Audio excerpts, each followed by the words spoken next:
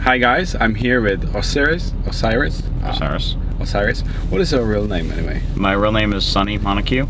Okay, so I know that you do really cool stuff here in the US. So would you tell us what you do? Sure. What people most know me for is probably doing build events. So I've done 4 build events in the past probably year and a half. Each time with successively more builders. Oh, so how many have you done in total? 4. Actually 4. Like printers, I mean. Oh, I'm approaching 40 or 45, something like that. At the different build events. That's a lot. And you do it alone? Well, I usually have help. So the first 3 build events I did in Nashville at the Hacker Consortium, and those guys are great. My first build event, we built 9 printers for really most of their members, many of their members, not most, but many. And then they serve as a great support staff, and they help me, and they're all familiar with printers, so a bunch of great guys. The latest build I did was in Louisville, Kentucky, and we did it at level 1. And that was fantastic as well. John from See Me CNC came down and helped out, and I should mention in the first 3 events, Johnny R came out, and he was really cool and instrumental. Yeah. How was your first build even? How did you think, oh, let's build some printers? Well, so I mentioned the 4 build events. That was I would say the official build events that I did. So the first time I built it, so I started with a cupcake because the cells parts were so expensive, and I bought that to print my first RepRap.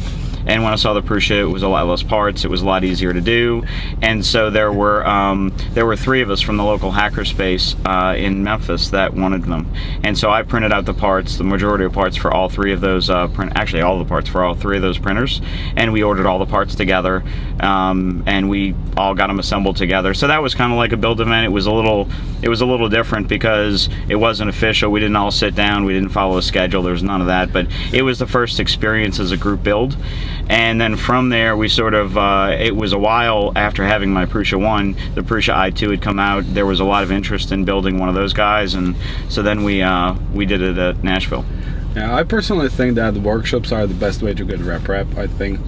And so do you have any tips for other guys who would like to do build events? I do. Definitely, I haven't thought about it beforehand, so it's difficult to be on the fly, but that's okay. I always do I send people information in advance, get the software installed.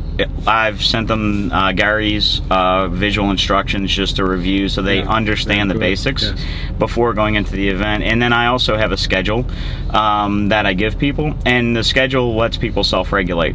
So it's a long event. You know, none of these events it's not a 2-hour I'm done kind of thing. It's a weekend, and so it's very easy to get behind by an hour or 2. You know, some folks will want to tidy up their wires and spend hours and hours doing that instead of working on the extruder. Yeah, we've done a few events with Clement, and we understood like, oh, when people have time to braid wires, then there's something wrong. Yeah, but also it's important to make the wires, otherwise it's crap. But I mean, we should mention like basics, like if you want to do a workshop, you should build the printer first. Yes. You've got some guys whose first time they are building RepRap, they just do workshop, which is really crazy, and they will have a headache, I guess. That's true. That's an excellent point. I get a lot of questions on why I don't use one nozzle versus another, or why I don't use a different set of electronics or a different frame. And I don't believe in doing a workshop for any machine that I don't have myself. I want to have hundreds or thousands of hours of printing with it before I go, because otherwise I'm learning it at the same time they are, and it's not fair to anybody. Yeah. How many machines do you have? 7. Oh, that's even more than I do. So which one do you have? So I've got my cupcake, which is disassembled. It's sitting in a closet now. But I've got my Prusa 1 with a Ramps 1.2 and a Maker Gear extruder. I've got a Prusa i2, which was my second printer. Then I got a Mendomax 1.5 with some pro upgrades. I've got PVC linear rails on it and a few other things. And then it really accelerated from there. I got my Tantalus, and I got my Rostock, and now a Mendomax 2. Yeah. So it's they multiply. They do indeed replicate themselves. Yeah. So which one do you like the most? Oh, that's a tough question. That's a really tough question. Don't be afraid that I'm sitting next to you. You know, my go-to printer this whole time for most of my build events has been my i2, definitely. It's worn in, I know it works, I can leave it running overnight, I trust it. I've got over 1,500 hours on it at least. 1,500 hours? Oh. Yeah, printing. And so and actually it's the same extruder and electronics and everything from the beginning, so I trust it. My Mendomax 1.5 is probably getting to that same stage because I've been using it for about half of the parts for my events. But I do print all my parts for my events. I don't like the builders printing their parts, and I don't like anybody buying their parts off of eBay. Well, that's not a good way to make and build even. It's like impossible.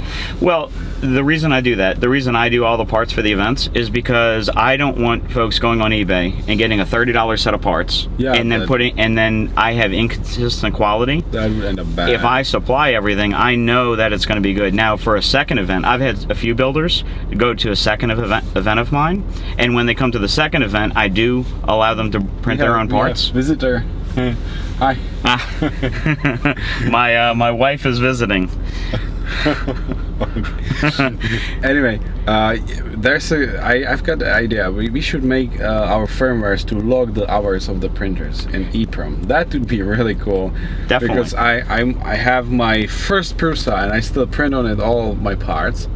And it would be interesting to know how many hours it was. You know, it's funny, I mentioned that to John I think last weekend. We were kind of in the same thought. Now that we can save the firmware back and it's easy to do it, just a counter would be really good because it's you lose track and it's very cool to watch. Yes.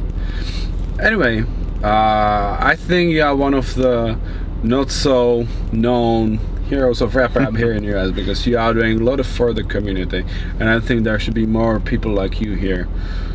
So thank you for what you do, and it was really nice to meet you in person and to hack with you. It's really clever. You should make him do more stuff and put it on GitHub and stuff like that.